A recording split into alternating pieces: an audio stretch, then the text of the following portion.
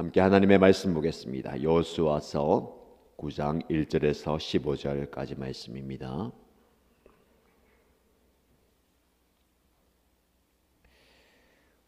오늘 저와 여러분들이 함께 묵상할 말씀은 여호수아서 9장 1절에서 15절입니다. 함께 읽겠습니다.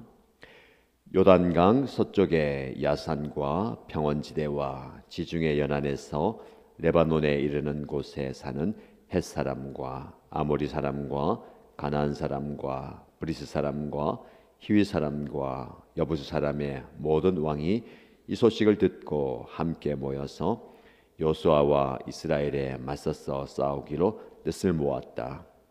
히위 사람인 기브온 주민들은 여호수아라는 사람이 여리고성과 아이성에서 한 일을 듣고서 여호수아를 속이기로 결정하였다. 그들은 낡은 부대와 헤어지고 터져서 기운 가죽 포도주 부대를 나귀에 싣고서 외모를 사절단처럼 꾸미고 길을 떠났다. 발에는 낡아서 기운 신을 신고 몸에는 낡은 옷을 걸쳤으며 마르고 곰팡이가 난 빵을 준비하였다. 그들은 길갈 진에 있는 여호수아에게 와서 그와 이스라엘 사람들에게 말하였다. 우리는 먼 곳에서 왔습니다. 이제 우리와 조약을 맺어 주십시오.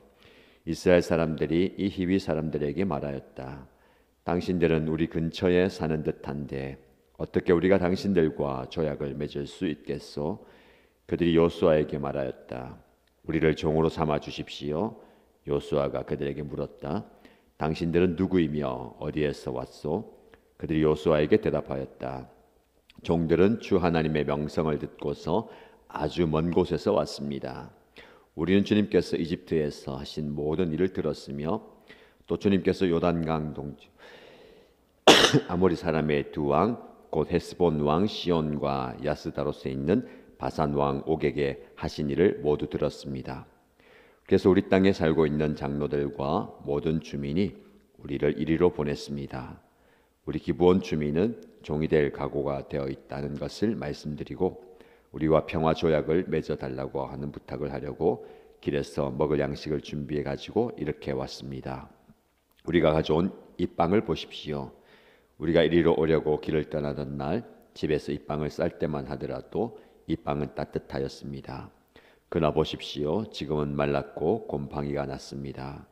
우리가 포도주를 담은 이 가죽 부대도 본래는 새 것이었습니다. 근데 보십시오. 낡아서 찢어졌습니다. 우리의 옷과 신도 먼 길을 오는 동안 이렇게 낡아서 헤어졌습니다. 이스라엘 사람들은 어떻게 해야 할지를 주님께 묻지도 않은 채 그들이 가져온 양식을 넘겨받았다. 여호수아는 그들과 화친하여 그들을 살려준다는 조약을 맺고 회중의 지도자들은 그 조약을 지키기로 엄숙히 맹세하였다. 아멘. 오늘 우리에게 주신 은혜의 말씀을 통해서 큰 능력을 경험하고 말씀 붙들고 살아가는 오늘 하루가 되기를 축복합니다. 여리고성과 아이성을 단번에 무너뜨렸다라는 소식이 모든 가나안 땅에 전해집니다. 그래서 그 땅에 있던 원주민들이 다 함께 모여서 이 일을 어떻게 할까, 어떻게 이스라엘과 맞설 수 있을까를 의논합니다. 그 결과로 그들은 이스라엘과 맞서서 함께 싸우기로 동맹을 맺습니다. 너나 할 것 없이 모두가 다 살기 위해서 하나가 되자라는 겁니다. 그런데 이들과는 다르게 기브온 주민들은 우리가 연합해서 동맹해서 싸워봐야 승산이 없다. 우리는 다른 길을 선택하자라고 하면서 다른 계책을 마련합니다. 오늘 본문의 말씀 보면 4절에 여호수아를 속이기로 결정하였다. 하나님께서는 이 가나안 땅에 들어가서 이미 자리를 잡고 있는 그들을 전멸시키라. 하나님의 명령이었습니다.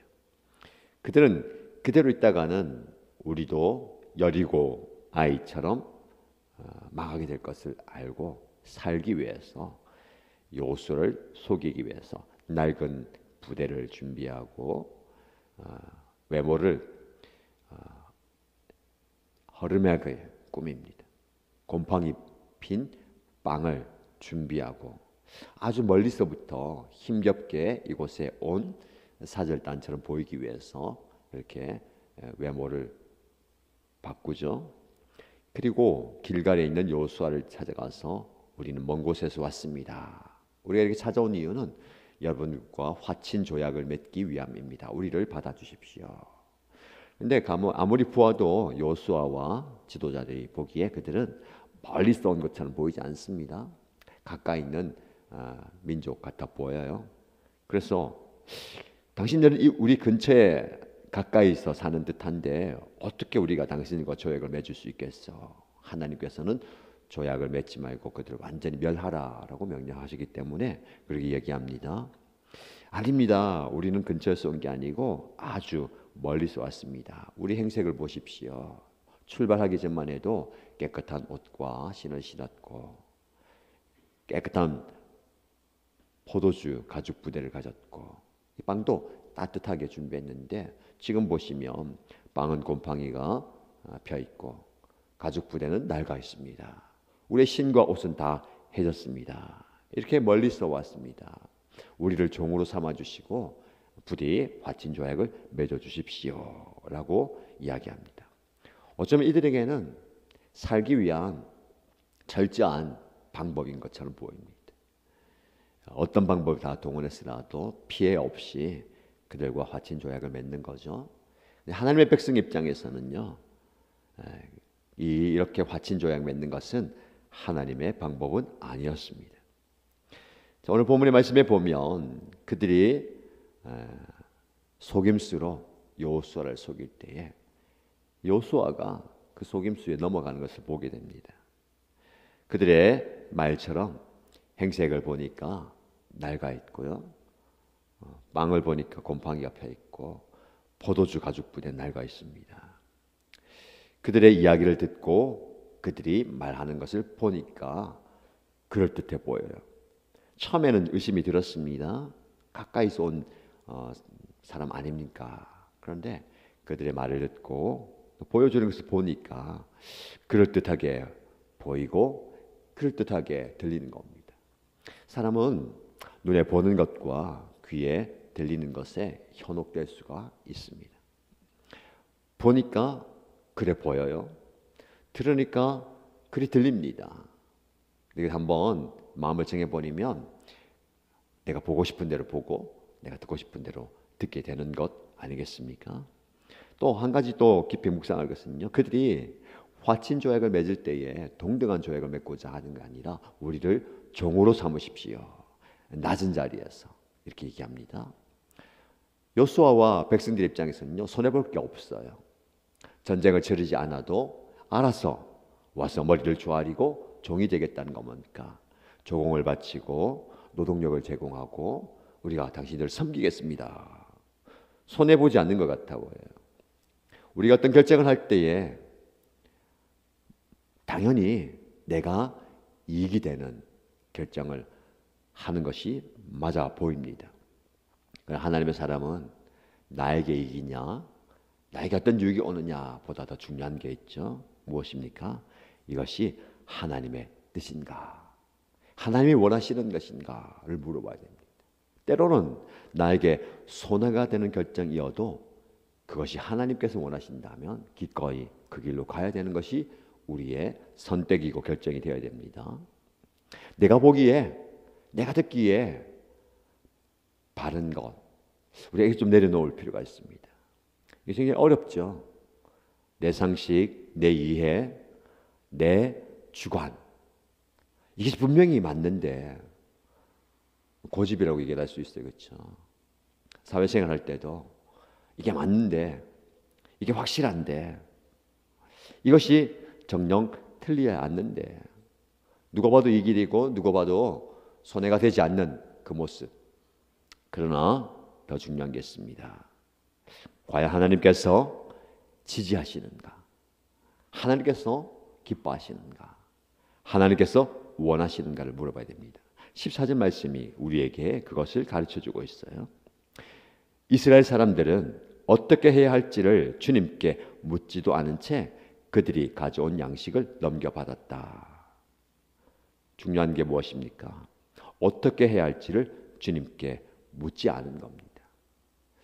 사실 지금까지 온 모든 과정을 돌아보면 하나님께서 전략과 계획과 방법을 알려주셨잖아요. 하나하나 알려주셨습니다. 그래서 하나님께 어떻게 해야 할지를 묻는 것은 당연한 것인데 이제 세상의 방식과 가나안의 방식에 익숙해지는 겁니다. 어느 정도 힘이 있고 어느 정도 자리를 잡으니까 하나님께 묻지 않아도 될 듯 보이는 거예요.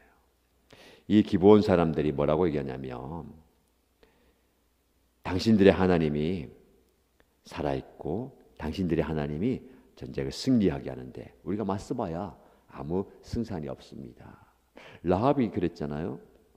라합이 당신들이 믿는 하나님이 참 하나님이십니다. 당신들이 열골성을 점령할 때에 나를 기억하십시오. 기브온 사람들도 하나님을 믿는 여러분들이 당연히 승리할 것을 내가 알기 때문에 화친을 맺자라는 겁니다.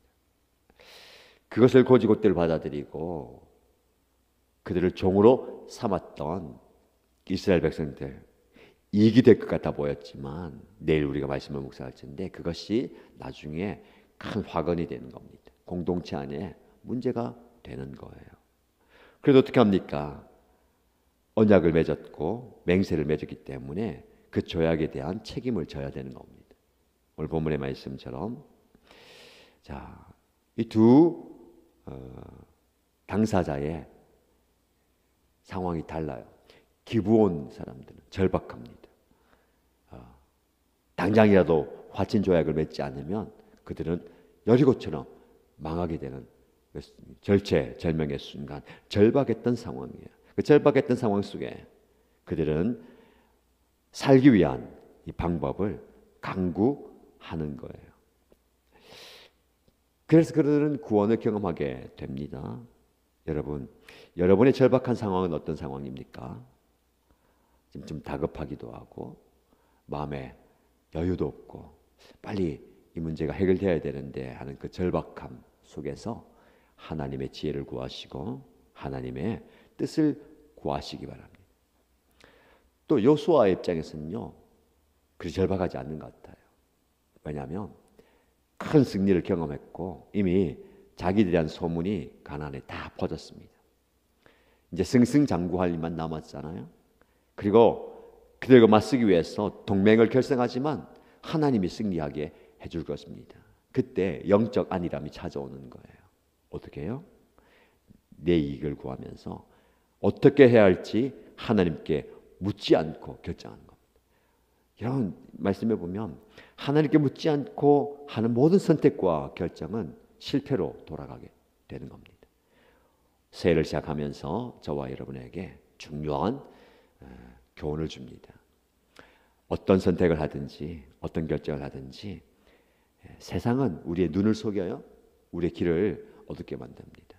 들어보면 이 선택이 맞는 것 같고 아무리 살펴보아도 이리 가는 게 맞는 것 같아 보이는데 그때 하나님께 어떻게 해야 할지를 물어야 됩니다. 하나님 어떻게 할까요? 이 상황 속에서 어떻게 하는 것이 지혜로운 선택이고 어떻게 하는 것이 하나님의 방법입니까?를 저와 여러분들이 항상 물어보십시다. 그런 의미에서 오늘 이 새벽 아침 말씀을 펼치고 말씀을 듣는 시간이 하나님께 묻는 시간이에요. 기도에는요 2가지 기도가 있습니다. 하나님께 도움을 구하는 기도가 있어요. 왜 그런 기도는 잘 합니다. 많이 합니다. 하나님 도와주십시오. 하나님 문제를 해결해 주시고 하나님 능력을 베풀어 주십시오. 이 기도는 익숙해요. 많이 합니다. 그러나 반드시 우리가 해야 할 기도는 무엇일까요? 하나님께 묻는 기도를 해야 됩니다. 하나님 어떻게 할까요? 하나님 제가 무엇을 어떻게 할까요? 라고 묻는 기도가 있어요. 그러면 그 기도 가운데 하나님께서 응답하실 겁니다.